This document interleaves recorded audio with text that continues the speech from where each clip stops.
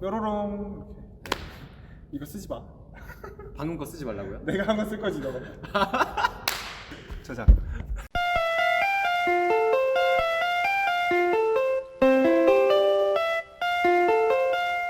안녕하세요. 안녕하세요. 대하. 종하. 자, 오늘은 우리가 여태까지는 여러 가지 힘에 대해서 수업을 했는데 이제 여러분들이 만약에 등교 계약을 하면 팝스 측정을 하잖아요, 그렇죠? 네, 그렇죠. 네, 그래서 그것과 관련해서 여러분들에게 안내할 게 있어서 이렇게 영상을 찍게 됐습니다. 맞습니다. 우리가 체력 측정을 팝스라고 하는데, 그렇죠. 이게 영어로 철자가 PAPS죠, 그렇죠? 맞습니다. 그거는 이제 그냥 줄여서 팝스라고 읽는데, 네. 혹시 그 약자가 어떻게 되는지 아세요? 뭐의 줄임말인지 아시나요? 모르죠. 좀 생각 좀 해보세요. 사실 제가 나온 대학교에서 이제 한 교수님이 계셨는데 그 교수님이 만든 게 이 팝스라는 시스템이거든요. 그래서 이제 약자를 알고 있습니다. 아, 그래요? 예. 자, 그러면 제가 운을 띄워볼게. 한번 말씀해 보세요. 네, 알겠습니다. 자, P, Physical, A, Activity, P, Promotion, S. System. 근데 표정은 왜 그래요? 이게- 정답인 건 맞는데 표정은 왜 그래요? 이게 또 자신감의 표현. 우리 교수님이 이걸 만들었다. 난 이걸 직접 배웠다. 약간 그런 자부심이. 됐고요. 네. 말 끊지 마시고요. 여러분, 이렇게 팝스 직접 배워온 이런 선생님한테 배우는 게 얼마나 큰 행운입니까, 여러분? 뽑아주십시오. 뭘요? 뽑아주십시오. 제가 본 교사 중에 제일 미친 사람 같아요. 진심으로. 자, 네. 그래서 팝스라는 게 이제 한글로 번역하면 뭐 체력 활동 증진 시스템인데, 네. 그러니까 예전에는 우리가 체력을 측정한다라는 의미가 많이 있었는데 요즘에는 측정을 넘어서서 평가하고 측정한 결과를 바탕으로 학생들은 이제 체력 활동을 증진시키자라는 범위까지 포함을 하는 개념이죠, 그렇죠? 그래서 여러분들이 이제 측정을 해서 그 값이 얼마냐에 조금 의의를 많이 두긴 하지만 원래 이 팝스의 목적은 측정을 값을 바탕으로 자기의 수준을 파악하고 체력 활동을 늘리자라는 데 목적이 있고요. 그래서 이제 체력을 측정을 할 건데 체력이 여러분들이 보편적으로 생각하기에는 누가 오래 달리는가 이 정도로 알고 있을 거예요. 근데 사실 체력이란 거는 여러 가지 요소가 있죠, 그렇죠? 그렇죠. 네, 여러 가지 요소 뭐 알고 계신 게 있나요? 없어요. 좀 잘 좀 생각해 보세요. 네, 여러분. 체력의 요소에는 정말 다양한 것들이 있습니다. 운동선수들이 하는 뭐 그런 체력 요소도 있고 여러분들한테 필요한 이제 생활, 건강 체력 요소도 있습니다. 이 건강 체력 요소 중에서 이번 학기에 측정할 요소는 심폐지구력, 그리고 또 뭐가 있죠? 근력이죠. 근력이 있습니다. 그러면 이런 두 가지의 체력 요소를 우리가 어떻게 측정할 수 있을까요? 저 근데 그 전에 네. 좀 짚고 가고 싶은 게 있어요. 네. 심폐지구력이 뭔가요? 심폐지구력이요. 네. 심폐지구력. 지구력이 뭐죠? 오래 견디는. 그쵸? 그럼 심폐는 뭐죠? 심장과 폐겠죠. 그쵸? 그럼 심장과 폐가 오래 견디는 능력이 심폐지구력이겠죠. 근데 선생님이 대답하려는데 왜 제가 다 말하고 있나요? 네, 선생님. 제가 얘기했듯이 예. 심폐지구력이란 제가 얘기했듯이 심폐지구력은 심장과 폐가 운동의 강도를 얼마까지나 견딜 수 있는가, 그거를 측정하는 개념이고요. 근력은 말 그대로 근육의 힘이 얼만큼 강한가겠죠. 그래서 오늘은 어떻게 알아볼 거냐면은 처음에는 근력은 어떻게 측정하는지 알아볼 거고요. 그다음 두 번째로 심폐지구력은 어떻게 측정하는지 알아보도록 할게요. 뾰로롱. 자, 첫 번째는 근력에 대해서 알아볼 거예요. 네. 자, 선생님은 올해 덕산중학교가 처음이시죠? 그럼요. 자, 덕산중학교에서는 근력을 어떻게 측정하는지 혹시 알고 계세요? 모르죠. 좀 생각 좀 하고 말씀해보세요. 노력을 좀 보여보세요. 악력으로 측정을 해요. 악력. 힌트를 드릴게요. 악력으로 측정을 악력. 하는데 악력을 우리는 어떻게 측정을 할까? 악력을 측정하는 방법은 제 만화를 좋아하거든요. 만화도 좋아하세요? 그럼요. 이제 만화를 좋아하는데 거기서는 이런 도구를 많이 사용하더라고요. 짜잔! 사과. 충주 사과! 충주 사과! 아침에 충주 사과!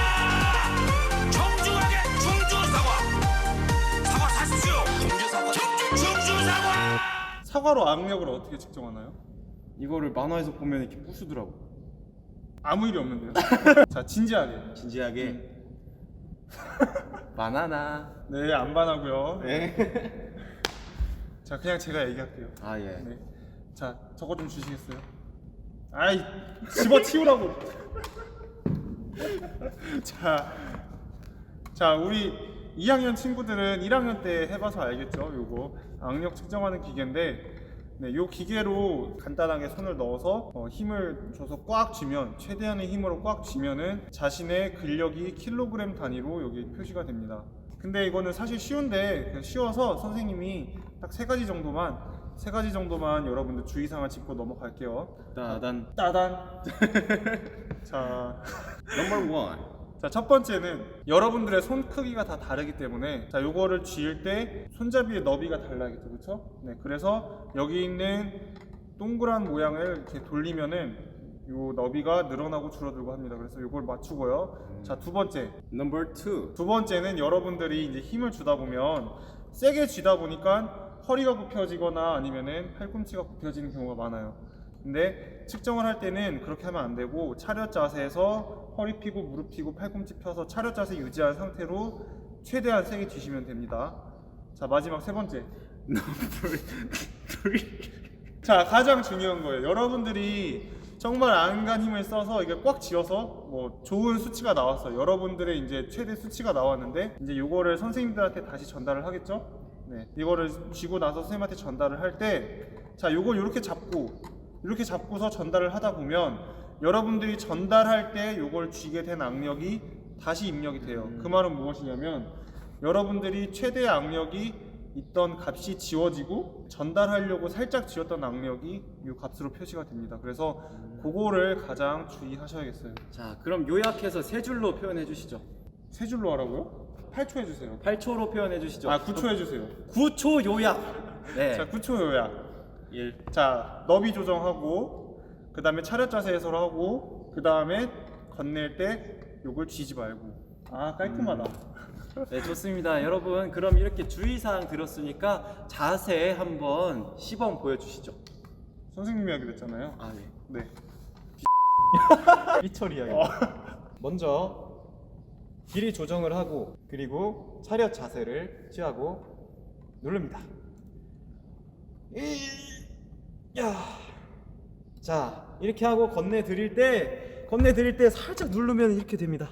아주 작은 수치가 표시가 돼 있죠. 네. 그래서 이제 다시 제대로 하시게요. 이제 제대로 시작. 어우. 선생님이 해보시죠. 선생님 해보세요. 선생님. 제가요? 네. 아이고. 저는 손이 작으니까 네. 너비를 좀 크게 할게요. 반대 아닌가요?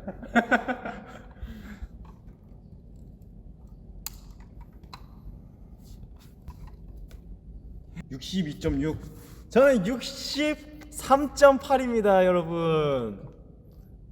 어떻게 했지?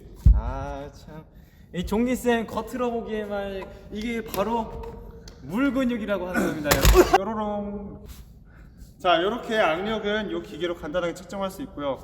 자, 여러분들은 학교에 오시면 오른손 한번, 왼손 한번 측정을 하실 거예요. 그래서 오른손과 왼손 양손 다 악력을 측정하게 될 겁니다. 자, 다음은 우리 이제 셔틀론으로 넘어가도록 해볼게요. 심폐지구력 측정으로 넘어가겠습니다. 1분 지났습니다. 뾰로롱. 자, 두 번째는 심폐지구력에 대해서 알아볼 건데요. 네, 심폐지구력은 우리 대우쌤이 한번 설명해 보실까요? 제가요? 예. 왜요? 뾰로롱. 네, 그래서 이제 우리 덕산중에서는 심폐지구력을 측정하기 위해서 셔틀런을 하고 있습니다. 맞습니다. 네, 사실 심폐지구력을 측정하기 위해서는 여러 가지 이제 방법이 있어요. 그렇죠? 네. 예를 들어서 대표적으로 1600m 달리기, 여학생은 1200m죠. 네. 그걸 해도 되고 셔틀런을 해도 되는데, 이제 셔틀런을 통해서 측정을 하고 있고요. 셔틀런은 여러분들이 작년에 해봐서 알겠지만 그래도 선생님이 간단하게 세 가지 정도만 네. 주의사항을 짚고 넘어갈게요. 네. 자, 첫 번째. 넘버 원. 자, 첫 번째는 선생님들이 이제 마킹, 그러니까 20m 간격으로 마킹을 해놓고 음악을 틀어줄 텐데 신호음이 울리기 전에 여러분들이 미리 출발을 하시면 안 돼요. 첫 네, 번째는 맞습니다. 신호음이 울리고 나서 출발한다. 네. 자, 그다음 두 번째. 넘버 2. 자, 다음 신호음이 울리기 전까지 반대편 지점에 도착을 해야 됩니다. 신호음이 울리고 나 출발을 했는데 다음 신호음이 울릴 때까지 도착을 못하면 안 된다는 뜻이죠. 그 그렇죠. 안에 반대편에 도착을 해야 된다는 뜻이죠. 그러면 만약에 도착을 하지 못한다면 어떻게 네. 되나요? 자, 이게 세 번째인데요. 자, 세 네. 번째. 넘버 3. 자, 세 번째는 방금처럼 여러분들이 시간 내에, 그러니까 다음 신호음이 울리기 전에 도착하지 못했을 때 한 번은 경고로 넘어가고요. 네, 공식적인 룰이 그렇습니다. 한 번은 경고로 넘어가고 두 번째 도착하지 못할 때는 실격이 돼서 그 개수가 여러분들의 기록이 됩니다. 그래서 세 가지. 네. 인생은 3세판 아닌가요? 그렇게 대본에 없는 거 막 하시면은 뾰로롱. 자, 그래서 이제 세 가지를 말씀드렸는데, 자, 짧게 이것도 정리를 해볼까요? 예, 그럼 9초 한번 세보겠습니다. 준비 시작. 네, 신호음이 울린 다음 출발, 다음 신호음 울리기 전까지 도착, 그리고 한 번 실패 시에는 경고, 두 번 실패 시에는 실격입니다. 8초. 8초. 예, 여러분 8초 요약 잘 들으셨죠? 그러니까 다시 말해서 지금까지 들으셨던 이 수업 분량은 아까 그 8초, 지금 8초, 그 16초만 들으면 끝입니다, 여러분. 뾰로롱. 자, 여러분, 그러면 방금 종기 선생님이 셔틀런을 할 때 주의사항을 8초로 요약을 해주셨어요. 그러면 이거를 이해 못한 학생들을 위해서 시범을 통해서 한 번 더 보여줄 거예요. 그러면 한번 촬영하러 가보실까요? 가시죠. 가시죠! 자, 그럼 먼저 셔틀런을 할 때 올바른 경우를 보여줄게요. 영상을 보시면 신호가 울리기 전에 몸의 모든 부분이 라인 안쪽으로 들어오는 모습을 볼 수 있죠. 그리고 출발을 할 때도 신호가 울리기까지 잠시 기다렸다가 출발하는 모습을 볼 수 있습니다. 이렇게 한다면 올바르게 횟수를 측정할 수가 있겠죠. 그러면 경고가 주어지는 상황은 어떤 경우가 있는지 두 가지 상황에 대해서 시범을 보여줄게요. 영상을 보면 신호가 울리지도 않았는데 그냥 찍고 턴을 해버리는 게 보이죠? 이렇게 되면 경고가 1회 주어지게 됩니다. 그리고 두 번째는 신호가 울린 후에 도착하는 경우입니다. 영상을 보면 신호가 울리고 한참 뒤에 급히 라인 안쪽으로 들어오는 것이 보이죠?